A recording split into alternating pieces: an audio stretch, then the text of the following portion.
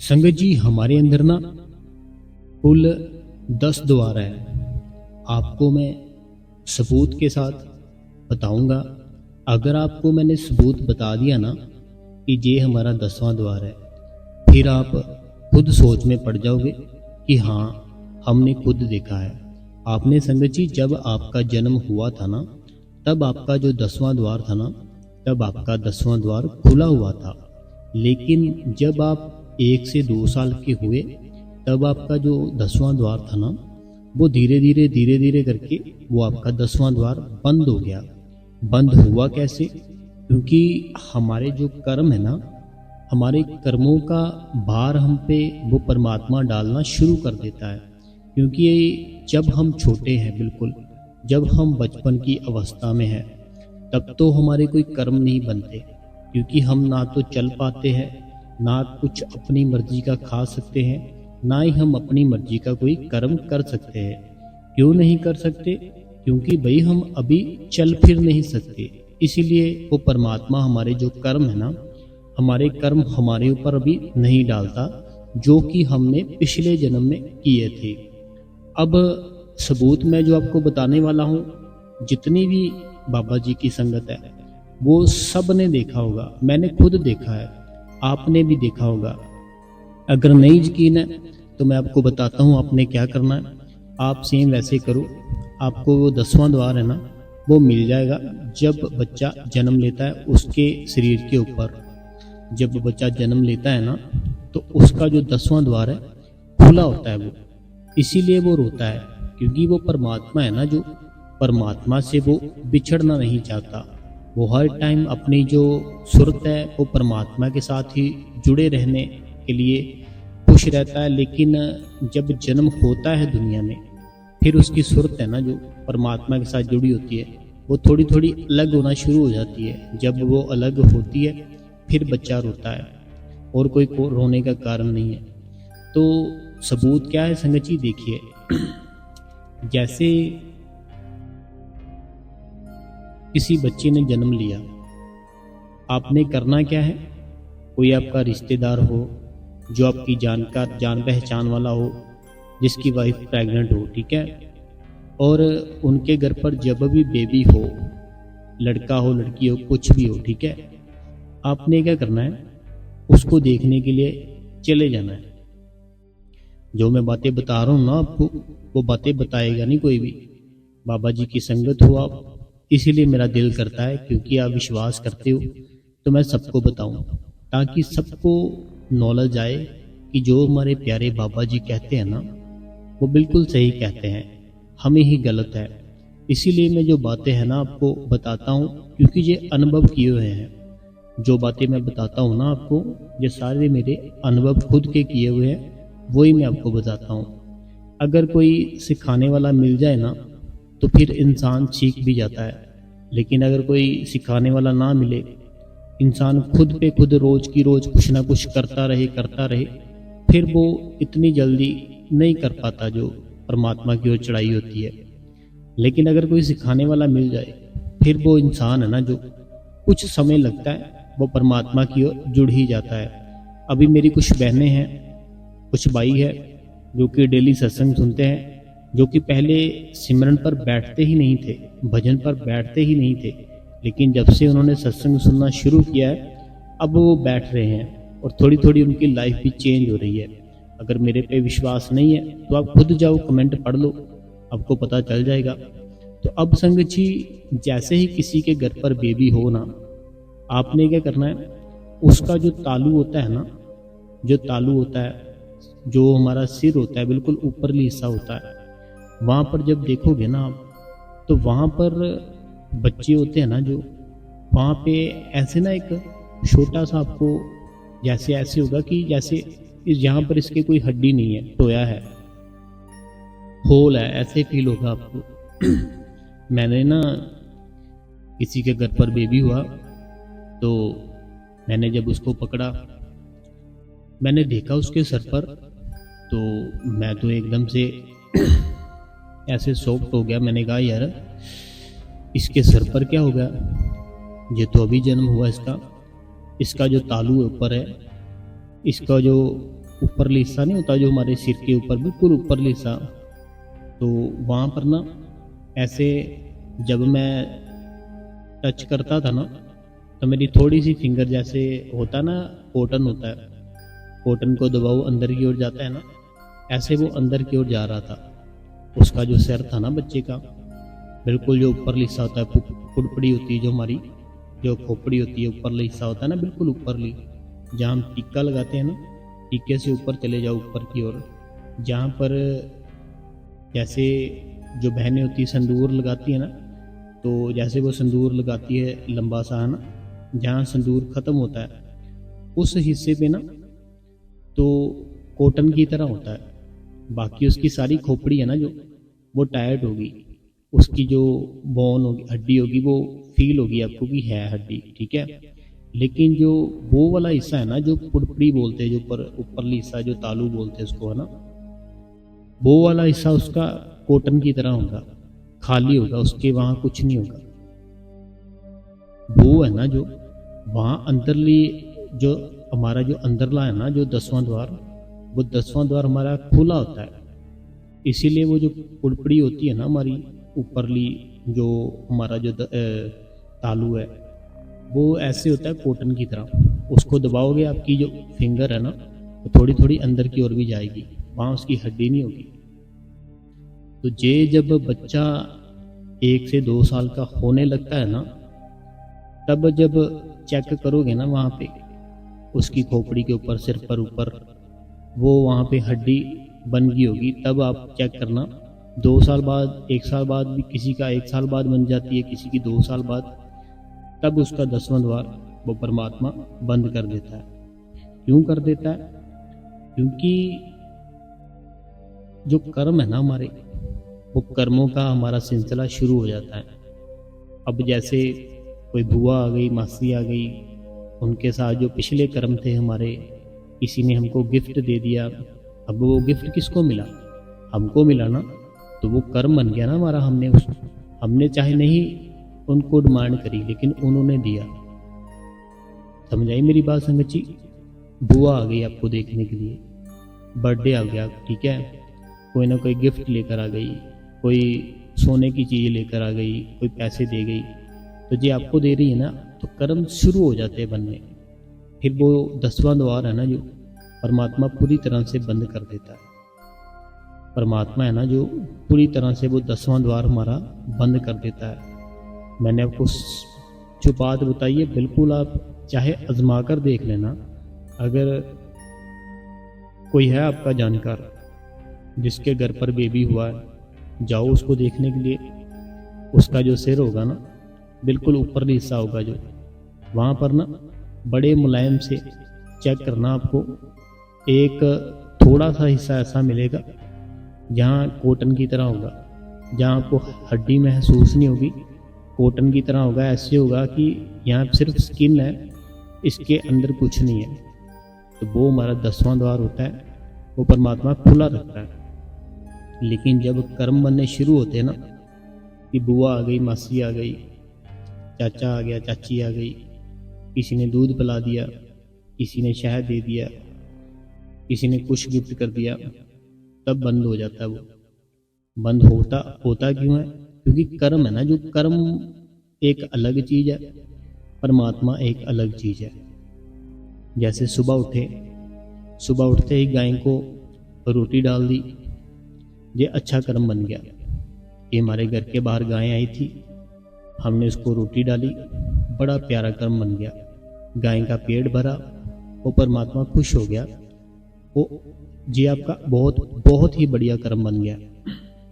अगर उस दिन आपका कोई काम ऐसा होगा जो कि नहीं बनने वाला होगा, फिर वो परमात्मा है ना जो, वो आपका काम बनाएगा। क्यों बनाएगा? क्योंकि गाय को रोटी डाली थी ना सुबह, गाय को सुबह रोटी डाली थी, अच्छा कर्म किया था, इसलिए वो परमात्मा है ना जो, फिर जो दिन में कोई काम था आपका जो नहीं बन रहा था, वो परमात्मा आपका काम बनाता है, वो हेल्प करता है आपकी, क्योंकि अच्छा कर्म किया था। तो संगत जी आप चेक करना, कोई हो ना जिसके घर पर बेबी हो, उसके घर पर जाना, लेकिन अभी उसने जन्म लिया हो, ऐसा नहीं कि 3-4 साल का हो, नहीं, अभी उसने जन्म लिया हो, 1-2 मंथ का हो, उसके सर पर जाके ना अपना हाथ फेरना, आपको फील होगा एक जगह ऐसी मिलेगी जहाँ सिर्फ और सिर्फ स्किन नज़र आएगी, उसके अंदर ऐसे फील होगा हड्डी नहीं है। हमारा 10वां द्वार है वो खुला होता है, खुला होता है, इसीलिए वो जो है ना वो होल होता है जो, इसीलिए होता है, लेकिन वो बंद होना शुरू हो जाता है। हमारे शरीर में टोटल जो हमारे द्वार है 9 द्वार बाहर की ओर खुलते हैं, जो हमारा 10वां द्वार है वो अंदर की ओर खुलता है। देखो 2 द्वार हो गए हमारी आंखें, जो हम सारा दिन बाहर की दुनिया देखते हैं, कभी कुछ देख लिया कभी कुछ देख लिया, ये 2 द्वार का है, आंखें हैं हमारी। 2 द्वार हो गए हमारे कान, जो बड़े बड़े लोगों की बातें सुनना पसंद करते हैं, चुगलियाँ सुनना पसंद करते हैं, गाने सुनना पसंद करते हैं, ये हमारे कान हैं, बाहर की ओर खुलते हैं। 2 द्वार हो गए हमारे नाक के, जो परमात्मा ने हमें बहुत ही प्यारी चीज़ दी है कि अगर हम कुछ खाने लगे, कुछ पीने लगे, कहीं पे कुछ गलत हो तो हमें स्मेल आ जाती है कि ये चीज़ गलत है, हमने ये नहीं खानी। परमात्मा देखो कितना बढ़िया उसने शरीर दिया है, ये हमें स्मेल दी है उसने। अगर उसने हमें स्मेल ना दी हो तो हम सोचो कितना कुछ ऐसे ही खा जाएंगे, हमें पता ही नहीं चलेगा कि ये सही है या खराब है, नहीं पता चलेगा ना। इसीलिए परमात्मा की रीस कोई नहीं कर सकता। परमात्मा ने बहुत अच्छा मानव बनाया है, बहुत अच्छा शरीर बनाया है। तो 2 हमारे जो द्वार हो गए नाक के हो गए, 2 हो गए आँखों के, 2 हो गए हमारे कानों के, 2 हो गए हमारे नाक के, ठीक है, ये टोटल हो गए 6। 1 द्वार हो गया हमारा मुंह का, जहाँ से हम खाते हैं, जहाँ से हम बोलते हैं, ये हो गए 7 द्वार। और बाकी के जो 2 द्वार है वो हो गए यहाँ से हम मल मूत्र करते हैं, 1 हो गया मल करने वाला द्वार, 1 हो गया मूत्र करने वाला द्वार। ये हमारे हो गए टोटल 9 द्वार हो गए। ये हमारे जो 9 द्वार है ना बाहर की ओर खुलते हैं, मल करते हैं, मूत्र करते हैं, आंखों से देखते हैं, कानों से सुनते हैं, नाक से हम स्मेल करते हैं, मुंह से बोलते हैं, खाते हैं।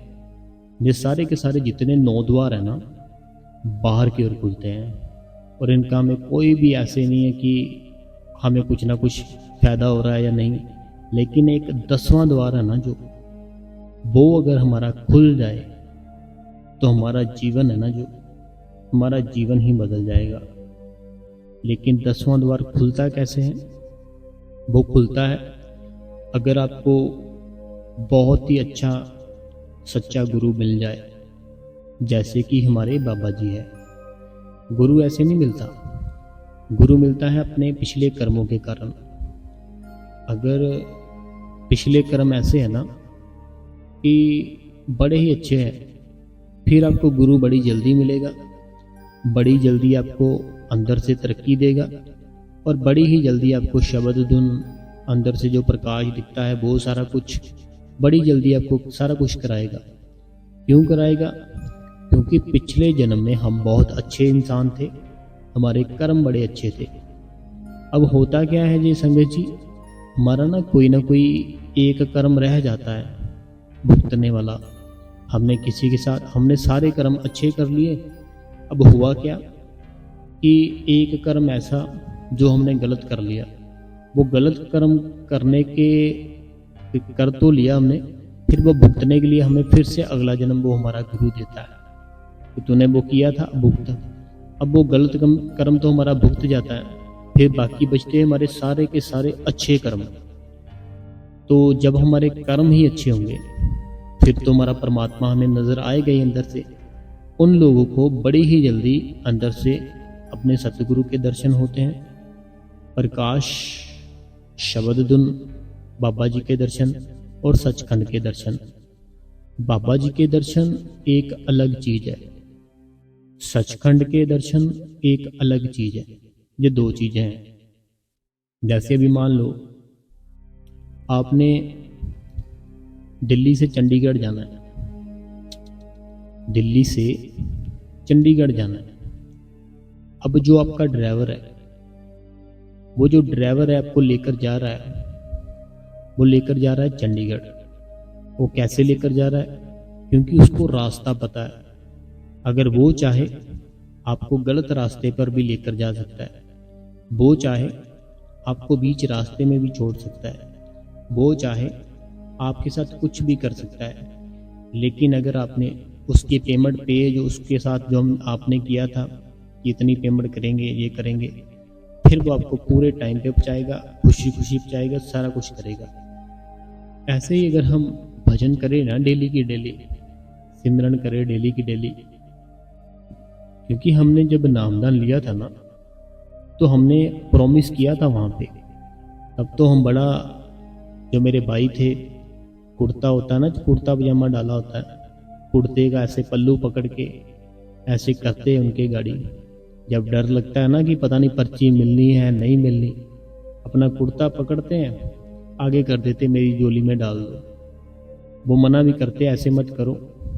तो जो बहनें हैं वो भी अपनी झोली पकड़ती है, तो ऐसे करती है बहनों के आगे, पर्ची दे दो आज मुझे बस।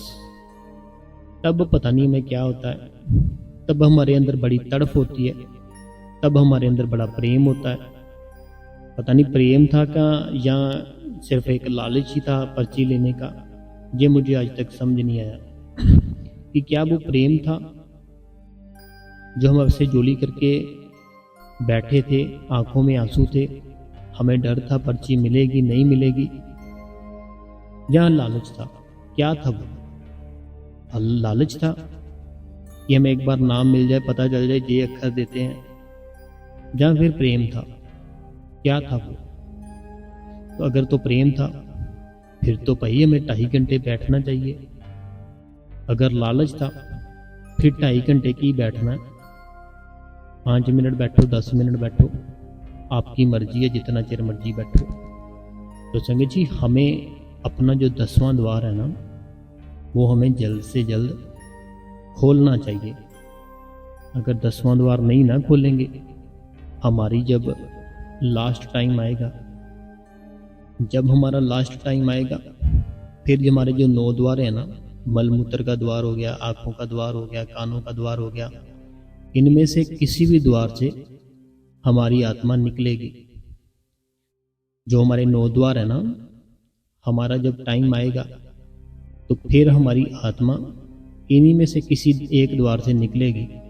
जब इन द्वारों से हमारी आत्मा निकलती है, फिर हमें फिर से किसी ना किसी जूनी में जन्म मिलता है।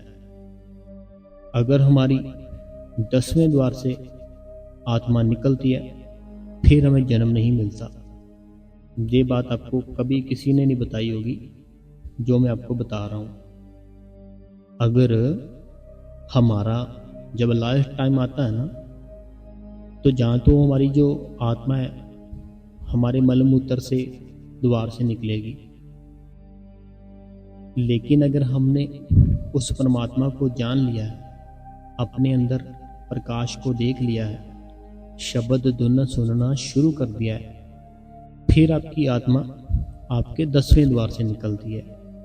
जब 10वें द्वार से निकलती है आत्मा, फिर दुनिया में आने जाने का सिलसिला खत्म हो जाता है। फिर हम परमात्मा ही बन जाते हैं। जैसे समुंदर की बूंद समुंदर में मिली, समुंदर बन गई। जैसे मान लो एक समुंदर है, बहुत ही गहरा समुंदर है, और एक पानी की बूंद है। अब जो पानी की बूंद है वो समुंदर में डाल दो तो वो समुंदर ही बन गई ना। ऐसे ही हमारी आत्मा है ना, जो जब वो परमात्मा से मिल जाती है तो वो परमात्मा ही बन जाती है। इसीलिए तो संगत जी, लोग पीछे पीछे पीछे पीछे भागते हैं जिसके पास अंदर से कुछ ना कुछ हो। जैसे हमारे बाबा जी है, कितनी संगत है देखो। ऐसे और भी बहुत से संत है, तो देखो कितनी संगत है, पीछे पीछे भागती है।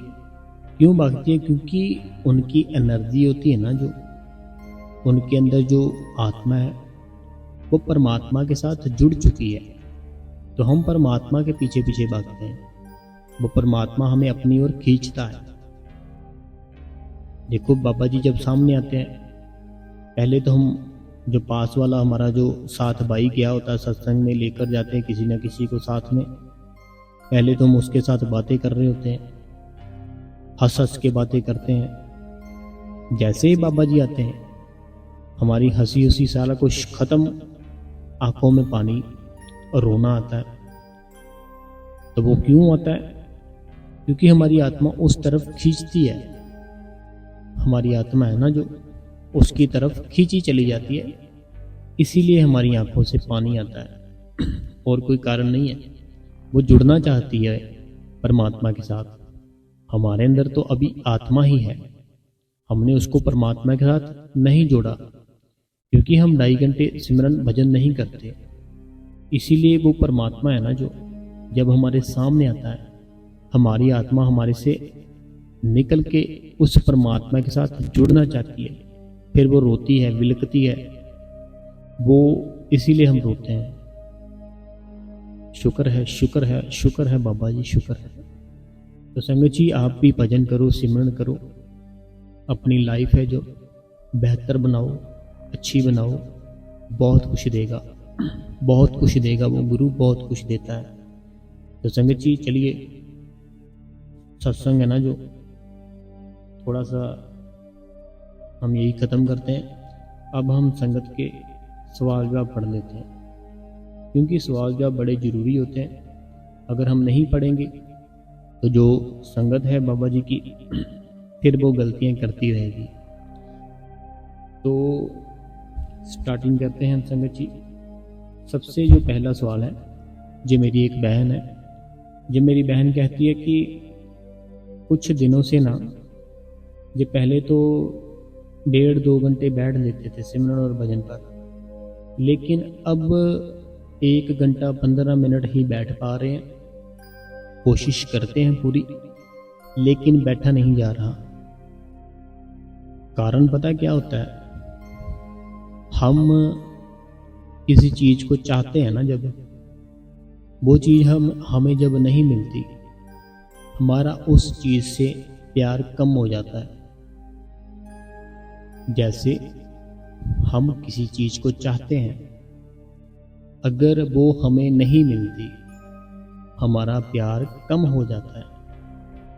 ऐसे ही हम जब सिमरन पर बैठते हैं, जब हम भजन पर बैठते हैं, हमें अंदर से कुछ दिखाई नहीं देता, हमें शब्द धुन सुनाई नहीं देती, हमारा प्यार कम हो जाता है। फिर हमारा ध्यान है जो फिर से बाहरली दुनिया में फैल जाता है। फिर हमारा दिल कम ही करता है कि बैठे। तो आप बैठो, टाइम ज़्यादा करना है, कम नहीं करना। ज़्यादा करोगे खुशी की बात है, कम करोगे गमी की बात है। अब ये आपके हाथ में है कि आपने खुशी चाहिए आपको उस मालिक की, या गम चाहिए।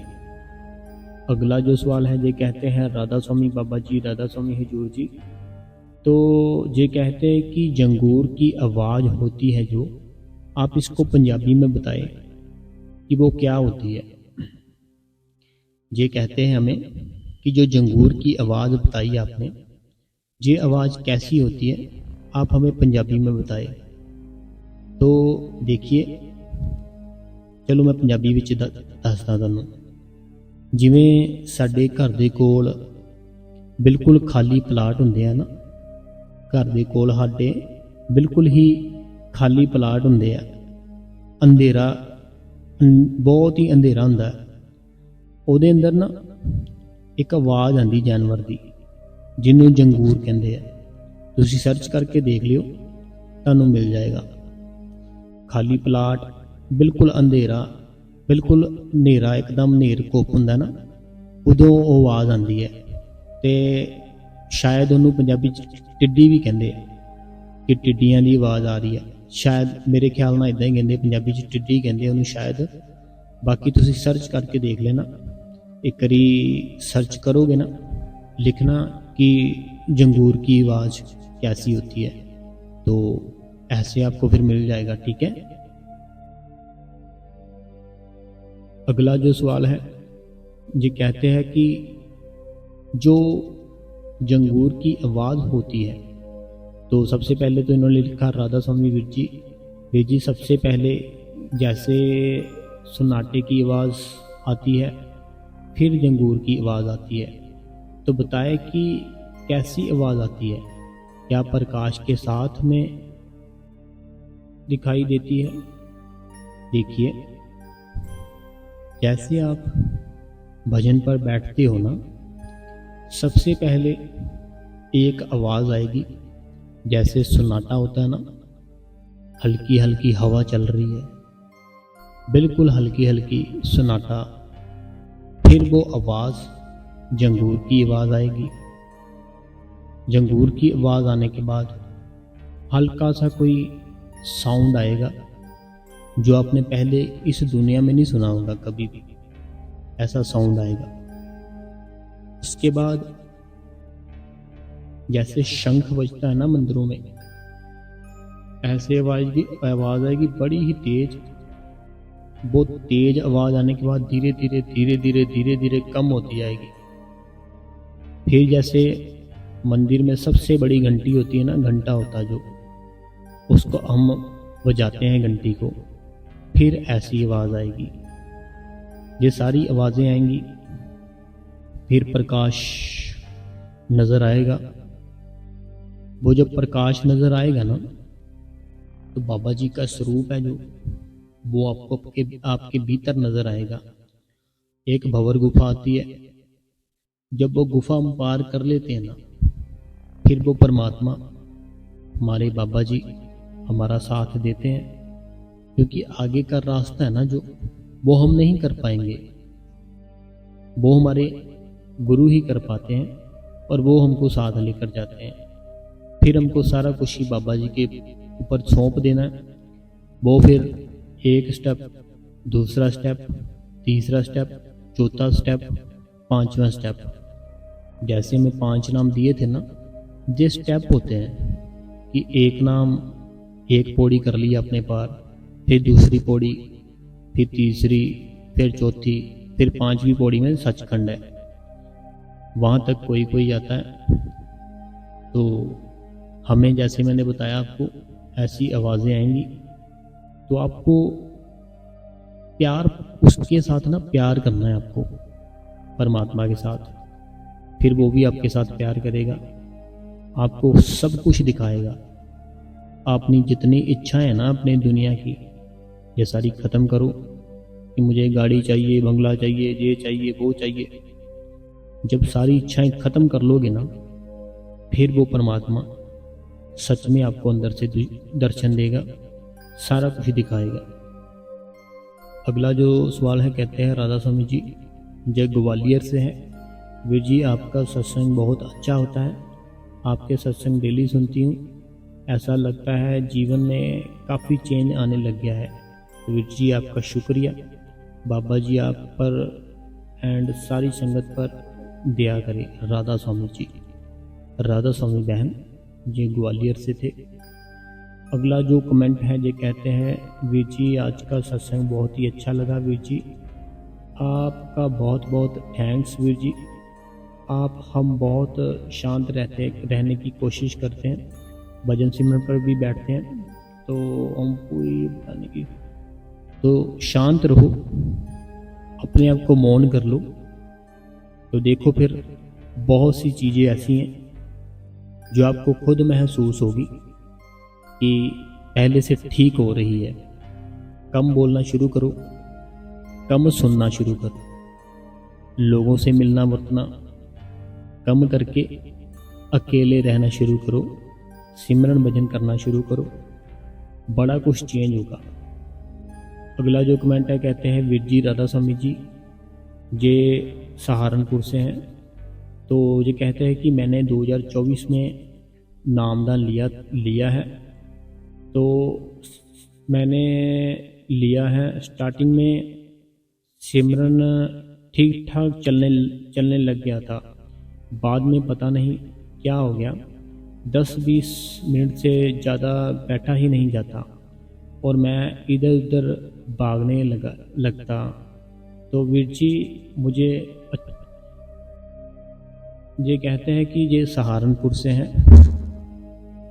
तो सहारनपुर से ये सुन रहे हैं, जब इन्होंने नया नया नामदान लिया था 2024 में लिया था, तब ये पूरा टाइम देते थे भजन और सिमरन को। लेकिन बाद में इनके जो टाइम था 10-20 मिनट ही रह गया, बाकी सारा नहीं बैठा जाता इनसे। और इनको एक आदत पड़ चुकी है जो कि मैं उसका नाम भी नहीं लेना चाहता, क्योंकि हम जिस चीज़ का नाम लेते हैं वो चीज़ हमारी लाइफ में बड़ी जल्दी आती है, इसलिए मैं उसका नाम नहीं लूँगा। तो ये कहते हैं कि उस आदत से इनको बहुत ही मीन्स की नुकसान भी हुआ है।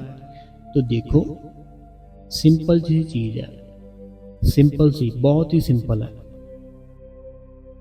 जो आपको ये आदत है ना, मेरा एक दोस्त था, उसको भी सेम यही आदत थी जो आपको है।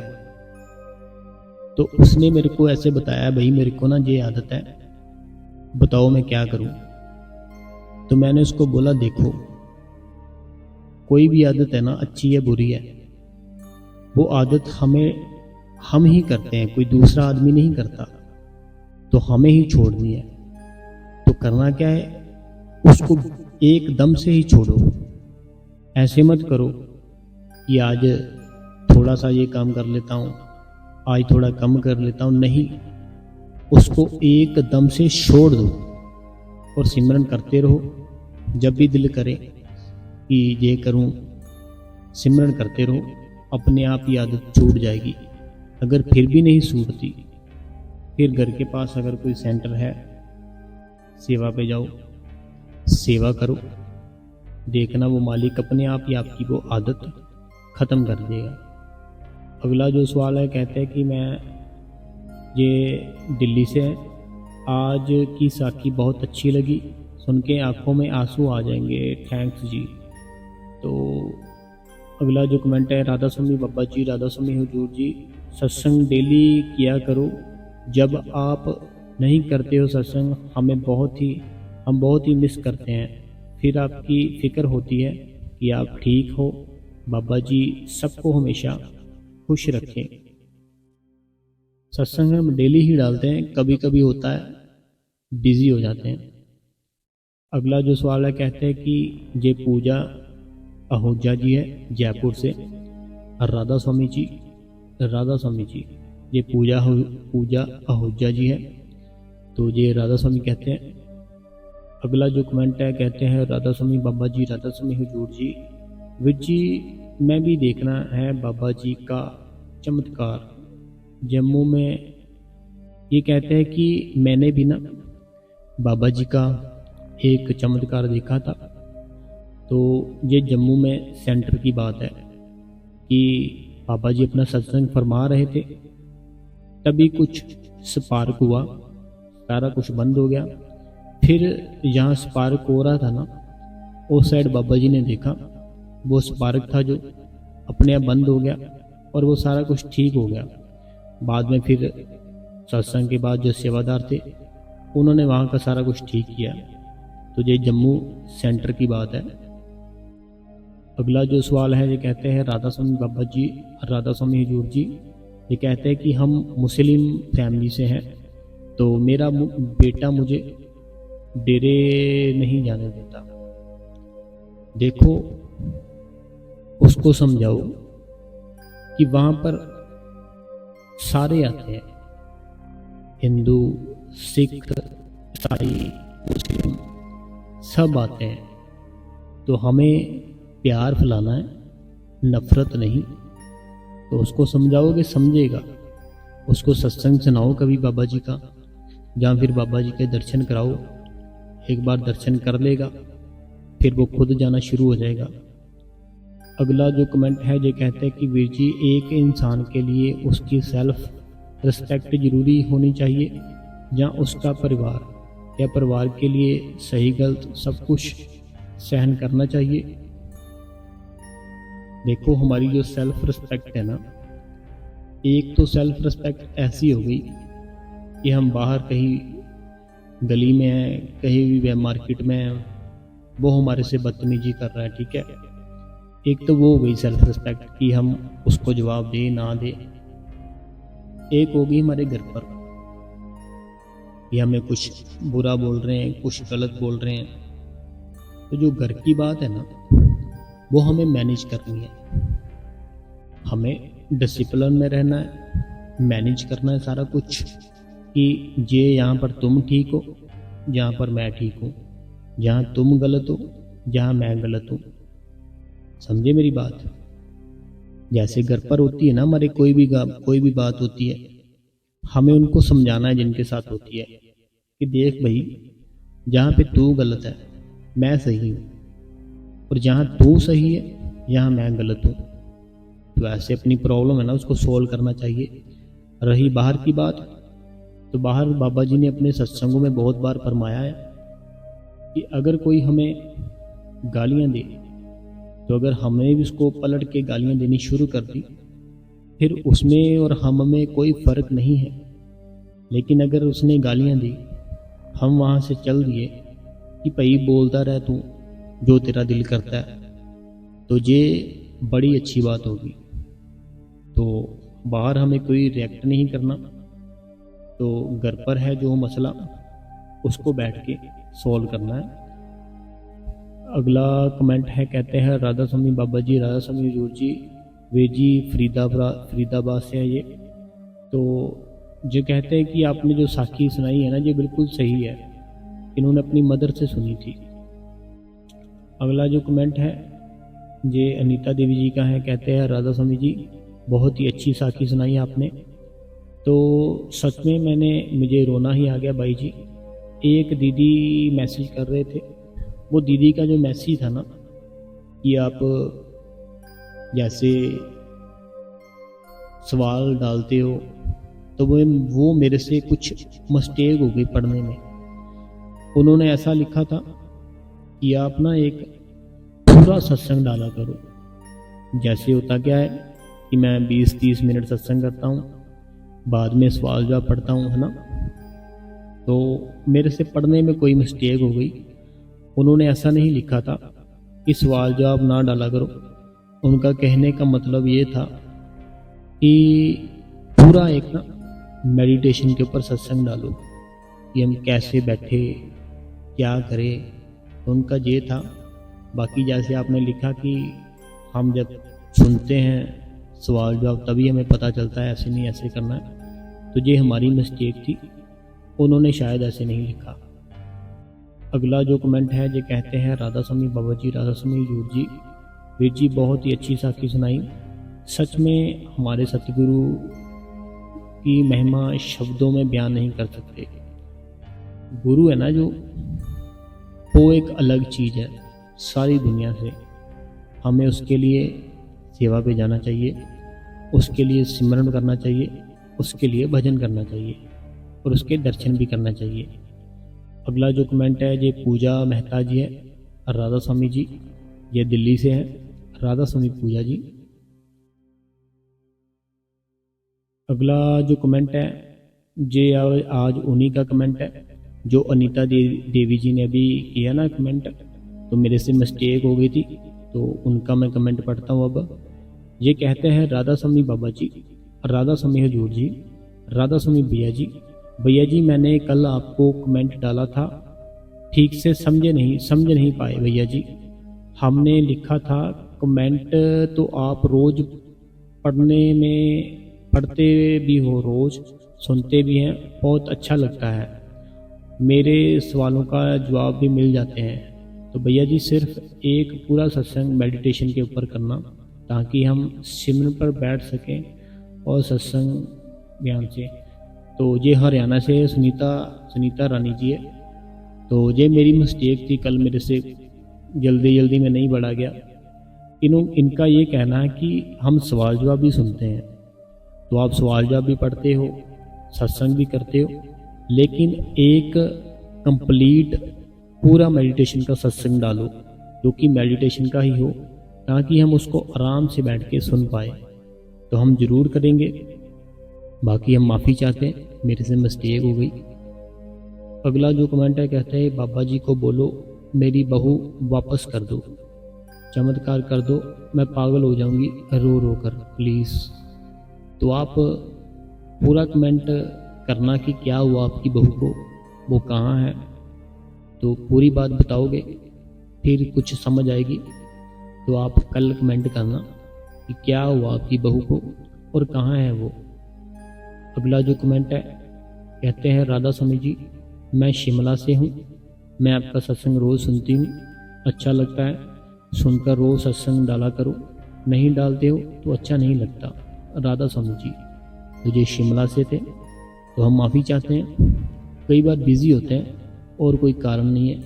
हम तो चाहते हैं कि हम डेली 2-2 3-3 सत्संग डालें, लेकिन एक ही डाल पाते हैं बड़ी मुश्किल से। तो बाबा जी की दया मेरा, आप भजन सिमरन करो, हम ज़रूर डालेंगे। अगला जो कमेंट है जी पंजाबी में है, कहते हैं राधा स्वामी जी, तो स्वामी जी सत्संग डेली दिया करो। ये कहते हैं कि सत्संग आप डेली किया करो। तो ये चरणजीत सिंह बलविंदर कौर जी लुधियाना से हैं, तो हम डेली सत्संग डाला करेंगे, आप डेली सिमरन भजन किया करो, हम भी डेली सत्संग डाला करेंगे। अगला जो कमेंट है, कहते हैं राधा स्वामी वीर जी, सभी साखी अच्छी होती है, मोटिवेशन मिलता है, मेरे हस्बैंड को भी अच्छा नहीं लगता था जब भी मैं सिमरन करती थी, 20 साल हो गए नाम मिले को, अब मैंने अपने आप को स्ट्रांग बना लिया है, मुझे बाबा जी 2-3 बजे उठा देते हैं, मैं भजन सिमरन पर बैठ जाती हूँ, जितनी देर करवाते हैं सिमरन करती हूँ, 2-3 घंटे कुछ दिखाई नहीं देता, बस बैठी रहती हूँ, मेरे हस्बैंड को अच्छा लगे ना लगे मैं ध्यान नहीं देती, क्योंकि मैंने 32 साल से ससुराल में सबको इतना सहा, अब मुझे कोई फ़र्क नहीं पड़ता, कुछ बोलते रहें। तो देखिए,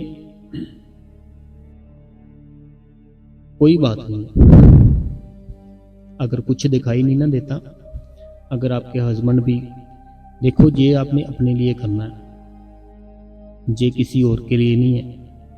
अगर बच्चे को दूध पिलाओगे, बच्चा बड़ा होगा, ठीक है, आपने क्या किया, उसको दूध पिलाया, लेकिन बड़ा कौन हुआ, बच्चा हुआ, आपका क्या हुआ, कुछ नहीं। जॉब करोगे, कमाई करोगे, घर परिवार चलाओगे, सारा कुछ करोगे, आप क्या कहोगा, थोड़ा बहुत फायदा होगा, इतना नहीं। लेकिन जो भजन सिमरन है ना, ये एक ऐसी चीज़ है, सारे का सारा आपका ही फायदा होगा। अगर कुछ दिखाई नहीं ना दे रहा, तो आपने डोलना नहीं है, बैठना है। एक बार बड़े बाबा जी थे ना, जो बड़े बाबा जी से संगत में से किसी ने सवाल किया, कहते कि बाबा जी आप सबसे ज़्यादा खुश किस सत्संगी पर होते हो?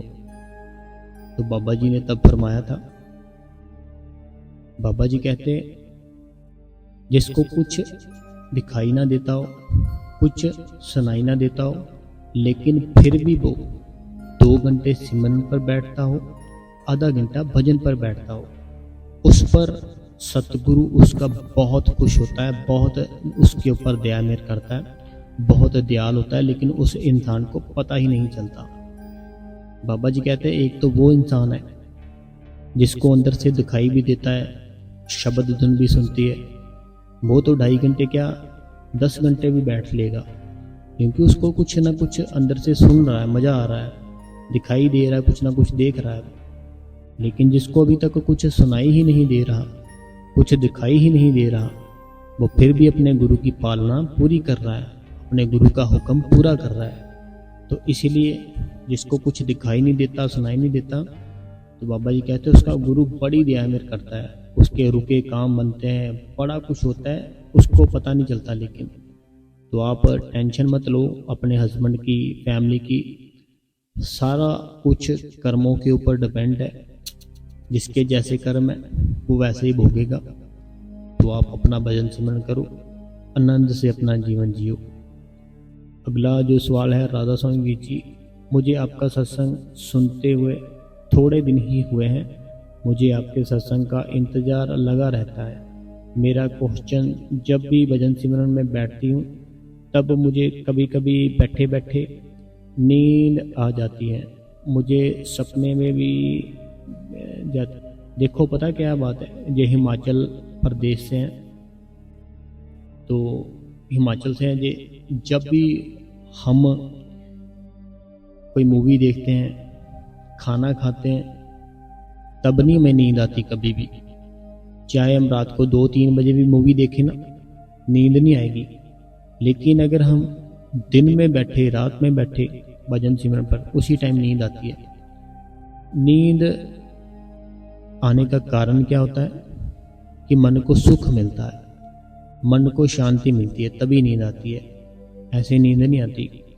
लेकिन बाबा जी कहते हैं हमें नींद की भी एक भजन सिमरन की ही अवस्था है। ये एक रास्ता है, जो नींद है रास्ते में ही आती है। जो नींद है ना, ये रास्ते में ही आती है। इसका मतलब है हम ठीक चल रहे हैं, लेकिन हमने सोना नहीं है, हमने नींद से आगे की अवस्था में जाना है। तो नींद की आगे की अवस्था में जाना है, सोया मत करो, एक्टिव रहा करो, ठीक है। तो मालिक है ना जो हर एक चीज़ ठीक करता है। देखो अगर बैठोगे भजन सिमरन करोगे तो वो मालिक तो देख ही रहा है सारा कुछ, अपने आप ही हर एक चीज़ ठीक कर देगा। तो संगत जी ऐसे हमें भजन और सिमरन करना है। अगर आज का सत्संग आपको सच में अच्छा लगा है ना, तो आप इस गुरु कृपा चैनल को सब्सक्राइब करें, बेल नोटिफिकेशन को ऑल पे करें, कमेंट बॉक्स में अपना नाम, अपने शहर का नाम और राधा स्वामी लिखें। वीडियो को आप संगत जी बिल्कुल भी लाइक नहीं करते हो, पता नहीं क्यों नहीं करते हो। मैं आपके लिए इतनी मेहनत करता हूँ, रात रात भर जागता हूँ, आपके लिए जागता हूँ। तो आप एक लाइक ही करना है, कमेंट में राधा स्वामी ही लिखना है। तो राधा स्वामी लिख के बाबा जी और हजूर जी आपके ऊपर दया मेहर करें।